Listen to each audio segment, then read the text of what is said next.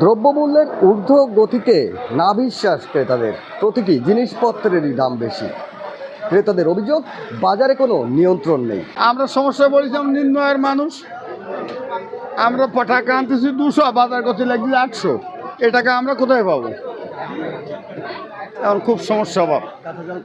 কাঁচা জাল 400 টাকা কেজি, আপনার কচুরমুখী হলো 80 টাকা কেজি, বেগুন 120 টাকা কেজি।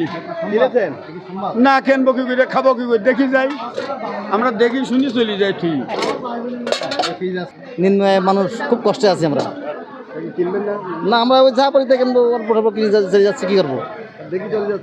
ওই কিছু কিনেছি অল্প, কী করবো? আয় নিয়ে তো ব্যয় নাকি? মানুষের ইনকাম কম, ব্যবসা করবে কি? মানুষ তো খেটে খাওয়া মানুষ, খুব কষ্ট যাচ্ছে দিন। 300 টাকা জনের দাম। চাল কিনবো না, নুন কিনবো না, তেল কিনবো, কী কিনবো বলেন? দেখা গেছে নুন আনতে চাল নেই, চাল আনতে ডাল নেই, এই না খাওয়ার সংসার এইভাবেই চলছে। আমরা হলাম সাধারণ নিম্ন শ্রেণীর লোক, কোনো প্রতিবাদ করার ক্ষমতা নেই, শুধু নীরবে সহ্য করে যাচ্ছে। খুব কষ্টের মধ্যে আছি, এই আমাদের দুর্দিন।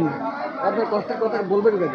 কাকে বলবো? আমরা তো হাই লেভেলে যেতেও পারবো না, বলতেও পারবো না। ওই বাজারে যে থলিয়া থেকে নিয়ে যাচ্ছে, খালি থলি নিয়ে বাড়ি চলে যেতে যাচ্ছে। এই হলো আমাদের নমুনা। বাজারে যে জিনিসের দাম, পকেটে টাকা নেই, দোকানদার তো আমরা বাঁকেও দেবে না, গরিব মানুষ, নগদ নালে কিন্তু টাকা তো নেই, কী করবো? খালি গাড়ি ফেরত চলে যাচ্ছে। সব ডবল দাম, সব ডবল। কেনাদার লাইন নেই। 1000 টাকা নেয় যে মাছ কিনে ভুলে গেছে, আর নেই। তরকারি কি দেখি? তরকারি কিনা টাকা নেই, খালি ফিরে যাচ্ছি, আবার কাল কিনবো। লাগামহীন দাম, কাঁচা বাজারের দাম লাগামহীন।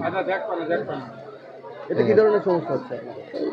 অল্প আয়ের মানুষের সমস্যা হচ্ছে বাজারঘাট করা আর কি। দাম বেশি হলে তো সমস্যা হবেই। ধরেন কেনাকাটাই যা 1 কেজি কিনবো তা হচ্ছে 500 কিনতে হচ্ছে।